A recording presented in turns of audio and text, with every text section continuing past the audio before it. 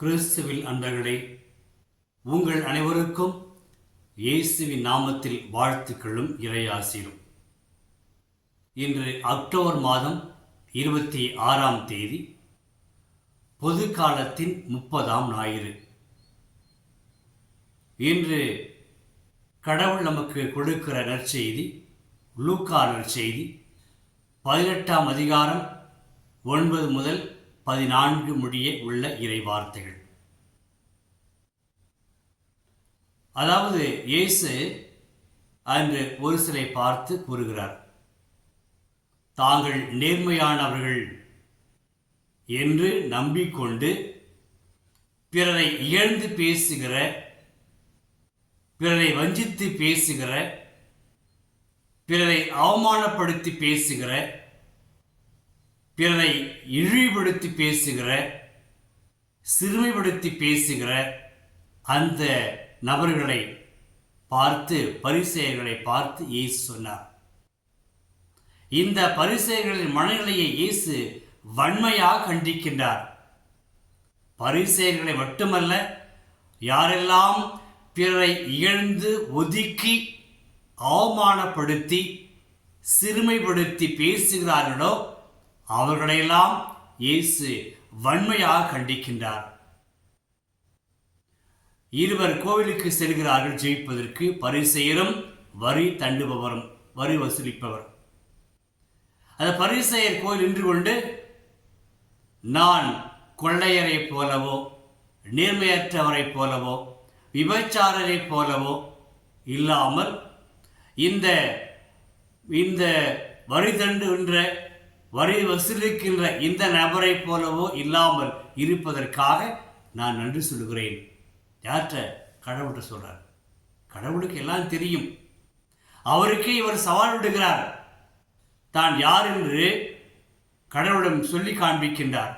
நான் நேர்மையாளன், உண்மையாளன், நீதியாளன் என்று சொல்லி காண்பித்தார். ஆனால் இயேசுவுக்கு தெரியும் அந்த பரிசேயருடைய மனநிலையை. அந்த பக்கத்தில் வரி தண்டுகின்ற அந்த மனிதர், அவர் அண்ணாந்து பார்க்க கூட முடியாமல், மனமில்லாமல் குனிந்து கொண்டு, கடவுளே எனக்கு இறங்கும் அப்படின்னு கேட்டார், ஜெபிக்கின்றார். இயேசு சொன்னார், அந்த பரிசேயர் அல்ல, மாறாக அந்த வரி தண்டுகின்ற அந்த மனிதரை கடவுளுக்கு ஏற்புடையவர்கள். ஆம் அன்பர்களே, நம்முடைய வாழ்க்கையில் நம்முடைய மனநிலையை சற்று ஆராய்ந்து பார்க்க வேண்டும். நம்முடைய மனநிலையில் நான் பெரியவன், உயர்ந்தவன், நேர்மையானவன் என்றெல்லாம் சொல்லிக் கொண்டிருந்தால், அது மட்டுமல்ல, சொல்லிக்கொண்டு பிறரை பார்த்து நீ அவ்வாறு இல்லை என்று பிறரை அவமானப்படுத்துவது, இகழ்ச்சிக்கு உள்ளாக்குவது, புறம் தள்ளுவது, சிறுமைப்படுத்துவது, இவையெல்லாம் கடவுளுக்கு ஏற்புடையதே கிடையாது. எனவே மீண்டும் ஒரு பாடத்தை கற்றுக் கொடுக்கிறார்.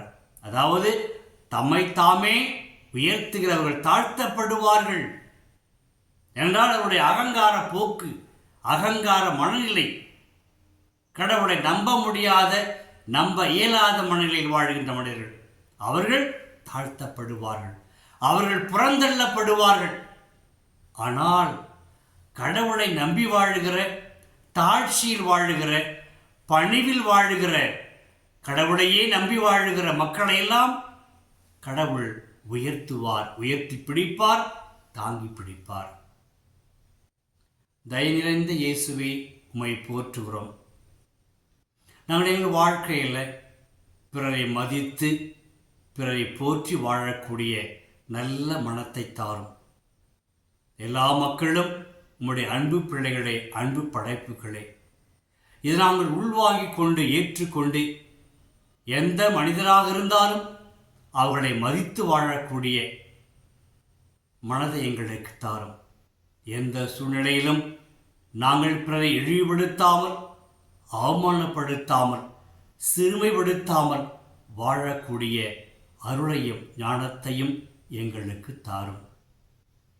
இயேசு கிறிஸ்துவின் பெயரால் ஜெபிக்கிறோம் தந்தையே. ஆமேன், ஆமேன்.